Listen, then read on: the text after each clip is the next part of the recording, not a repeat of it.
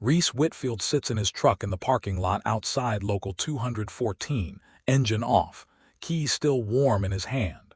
Through the windshield he can see the folding tables inside, the sheet cake, the banner that reads, "Congratulations, Reese, 28 years." He is not ready to go in yet. Everyone has called him Reese since before he could walk, though the name on his birth certificate reads Terrence. On the passenger seat sits a cassette tape, its case cracked at one corner, the label handwritten in ballpoint that has faded to the color of weak tea. It says only Side A, 1990. He has not played it in years. He still knows every second of it by heart. That tape is where this story actually starts, long before the plant, long before his wife Denise, long before a son named Malik who says "Pop," in a voice gentler than Reese ever learned to use with his own father. In the fall of 1990, Reese was 16, living 2 blocks from the gates of Briarwood Stamping, in a town that had been losing its grip one layoff notice at a time. His father, James Whitfield, worked the line at Briarwood for 19 years. He came home every night with hands that smelled like machine oil, no matter how hard he scrubbed them. James rarely talked about the plant, and he almost never talked about anything harder than the plant. Love, in that house, showed up folded into a $5 bill left in the kitchen drawer on a school morning, no explanation attached. Reese could not remember his father ever saying the word proud out loud, not even the day Reese made varsity.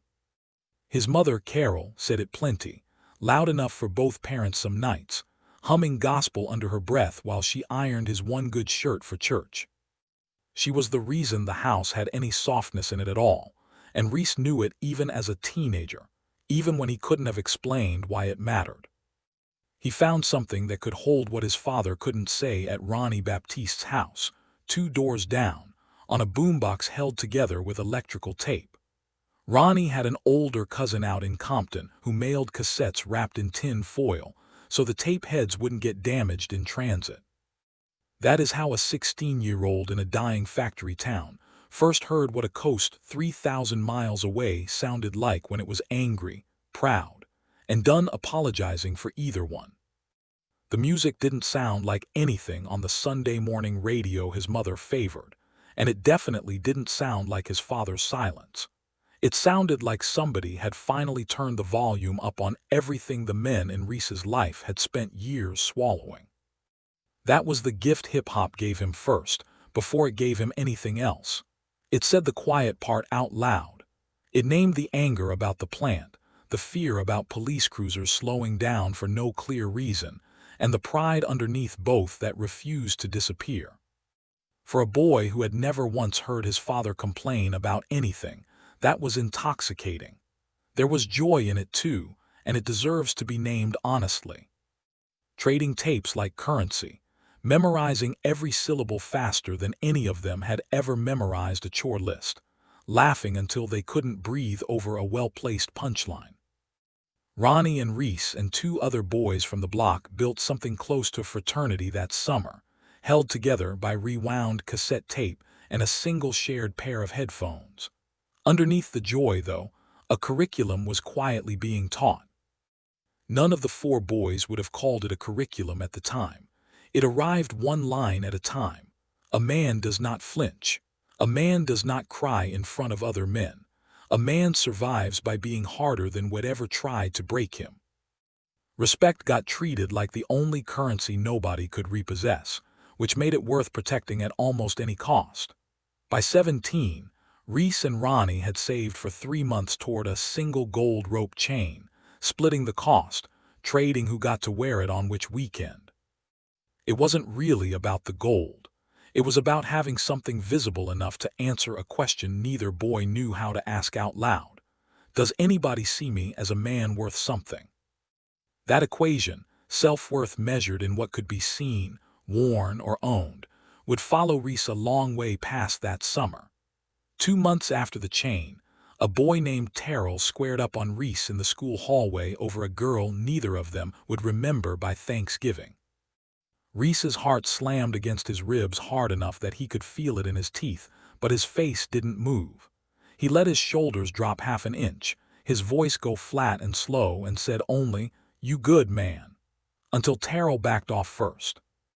Nobody in that hallway saw the part that mattered, the trembling hands Reese kept jammed in his pockets the whole time. They only saw a boy who didn't flinch, which is exactly what the moment had trained him to perform. Researchers Richard Majors and Janet Mancini Bilson would later give the wider performance a name. Cool pose, a controlled, masculine presentation many black men and boys learned to wear as both pride and protection. Nobody explained that to Reese in 1990. He was already fluent in it by the time he turned 17. The summer he turned 17, police stopped Ronnie's cousin's car 2 towns over, and what they found in the trunk turned a possession charge into a trafficking sentence. Cordell was 22 years old.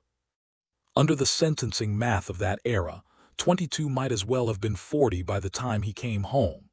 Reese remembers Ronnie showing up at his window that night, not crying, just standing there with his jaw set, asking if Reese had anything to drink.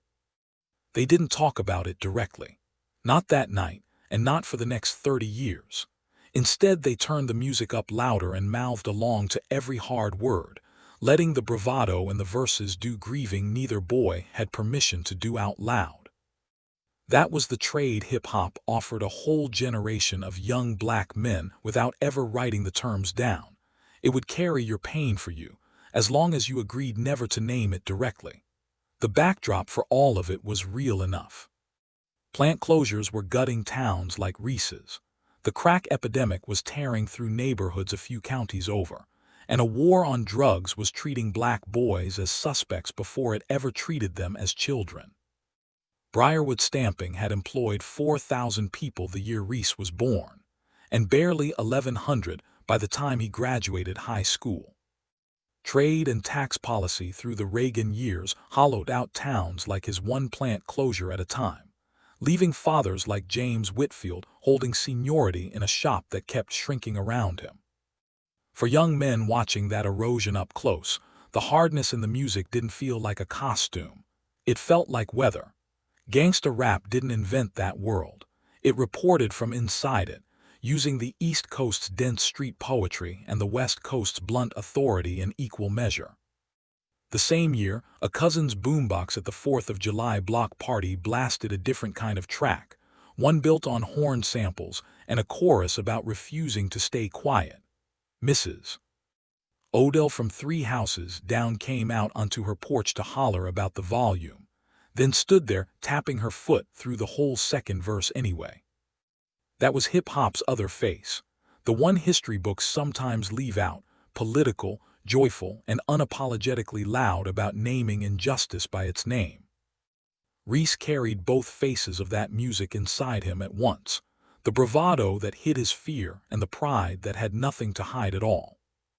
For a boy watching his father's plant disappear one layoff notice at a time, that reporting felt more honest than anything on the evening news. By his early 20s, Reese had a job at an auto parts distributor across town, and he learned a second, quieter lesson that the music never covered. At work, he was Terrence, measured, agreeable, careful with his consonants around his white supervisor. On the block, he was still Reese, still fluent in the old code. He got good at folding himself smaller in one room and larger in another, a skill some psychologists call code switching, and no one in Reese's family had a name for it all. At the distributor, his supervisor Gary liked to introduce him to visiting reps as our most reliable guy, delivered like a compliment that also functioned as a warning label.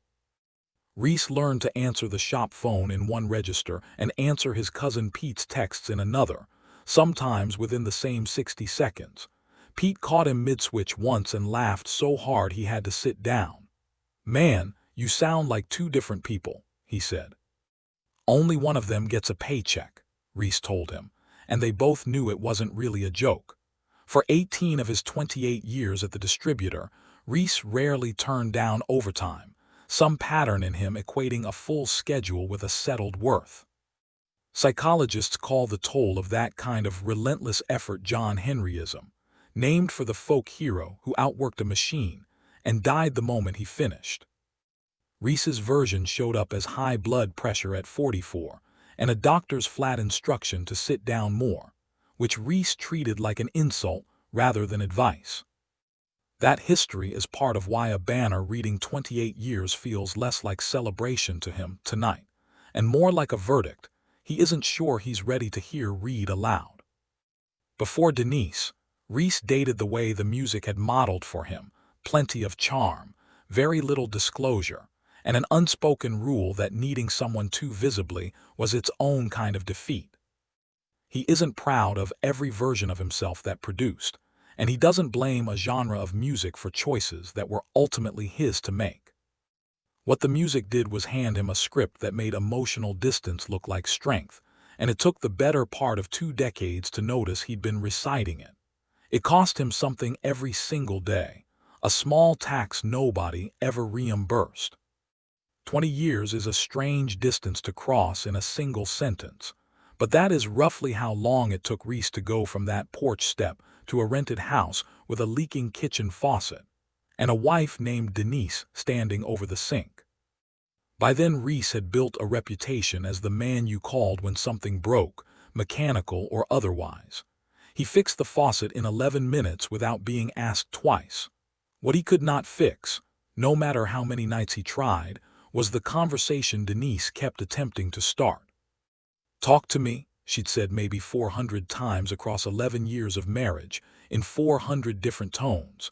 That particular Tuesday her tone was tired instead of angry, which somehow made it land harder. "I'm not asking what's wrong with the faucet, Reese. I'm asking what's wrong with you." Reese answered the way he'd been trained to answer since he was 16, by locating the nearest tool and repairing something else instead. He checked the deadbolt on the back door, though nobody had asked him to. Denise had stopped being surprised by the pattern years ago. She had never once stopped being lonely inside it. Denise had grown up 2 states away in a house where her own father cried openly at movies, at weddings, even once at a barbecue over a song that reminded him of his mother. She had never had to learn Reese's particular silence, which was part of why it took her so long to recognize it as a language instead of a rejection. She wasn't trying to fix him, not exactly. She just wanted, some nights, to be let all the way into a room she could tell he was still standing in alone. What looked like avoidance from across that kitchen was, underneath, closer to a language problem than a character problem. Reese had grown up under 2 overlapping teachers who graded on the same curriculum: his father's factory floor stoicism, and a decade of music that turned toughness into the highest form of black male dignity. Between those 2 teachers, nobody had ever once shown him what it looked like for a man to say, "I'm scared," and still be respected in the room 5 minutes later. So he loved Denise in the only fluent dialect he had: labor, repairs, a paid-off car, a locked door, a refrigerator that was never empty. It was a real love. It just carried a vocabulary about half the size it needed to be. Reese's father died the year Malik turned 9, on a Tuesday that started like any other shift day, except James Whitfield never made it to the line. At the funeral, half the men in that church shook Reese's hand and offered the same 3 words: "Stay strong now." Nobody told him it was allowed to be anything else. Reese did not cry at his father's funeral, not because the grief wasn't there, but because 30 years of training had built his body a different exit for it. He organized the repast instead: folding chairs, extra ice, a cousin's car in the parking lot that needed a jump. By the time the last plate was cleared, Reese had performed every task a grieving son could perform except the one that actually required grieving.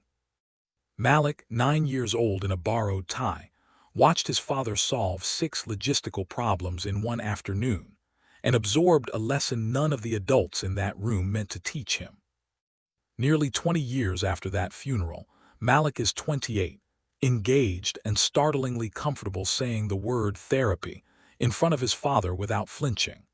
The hip-hop Malik plays in his car sounds almost like a rebuttal to the tapes Reese wore thin in 1990.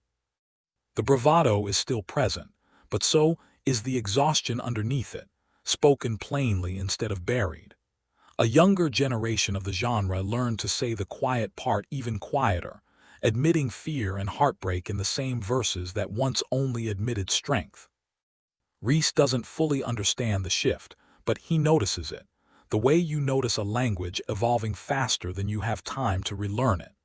That doesn't make Malik's generation free of its own version of the same old weight. He has his own nights of going quiet when his fiancée Simone asks him something real, though he catches himself faster than his father ever could. Progress in that family has turned out to look less like a cured condition and more like a shorter distance between the silence and the catching of it.